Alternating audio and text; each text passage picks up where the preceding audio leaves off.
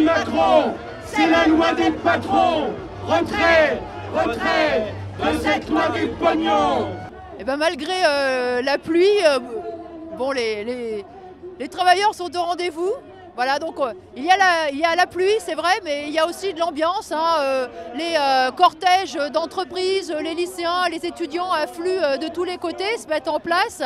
D'après les informations, les manifestations qui ont eu lieu ce matin en province, en Toulouse par exemple, sont plus nombreuses que le 9 mars. Eh bien c'était ça, le plus important. Il fallait vraiment montrer que la mobilisation, elle continuait, qu'elle s'amplifiait. Et j'espère que demain, cette journée réussie provoquera beaucoup de discussions dans les entreprises, parce que la réalité, c'est qu'il va falloir s'engager dans un véritable bras de fer si on veut que le gouvernement recule.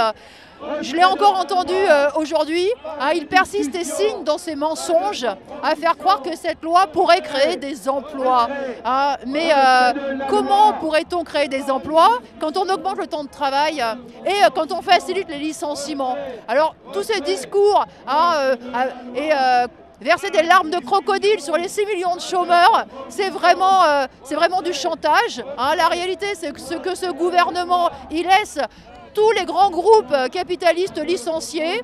La réalité, c'est que lui-même, dans la fonction publique, il organise la précarité. Il y a 1 million de femmes et d'hommes qui sont précaires aujourd'hui dans la fonction publique et que, voilà, il laisse faire. Alors, on est là pour dire qu'on n'est pas dupe. On est là pour dire que oui, on n'a pas tout essayé contre le chômage, en particulier l'interdiction des licenciements, la répartition du temps de travail sans diminution de salaire, bien sûr. Donc, voilà, je crois que aujourd'hui, on est nombreux dans la rue pour porter tout ça. Et encore une fois, j'espère que ça va continuer.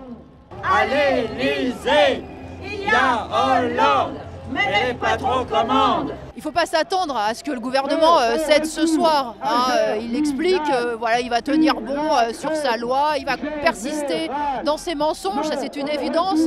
Mais ce qui est sûr aussi, c'est que même des gouvernements qui se disaient droits dans leurs bottes, je pense à Juppé donc en 95, je pense aussi à Villepin en 2006 par rapport au CPE, eh bien ils ont dû reculer. Ils ont dû reculer parce qu'ils ont vu la détermination, ils ont vu que le monde du travail ne se laisserait pas faire. Donc il faut amplifier encore cette mobilisation. Je crois que ces journées, le 9 mars et le 31 mars, ont montré que les travailleurs avaient une force, représentaient une véritable force, une force politique, que finalement ces manifestations, ces grèves, eh bien elles étaient plus décisives qu'aucune élection, qu'elles pouvaient peser, qu'elles pouvaient faire effectivement reculer le gouvernement, imposer un certain nombre de choses au patronat.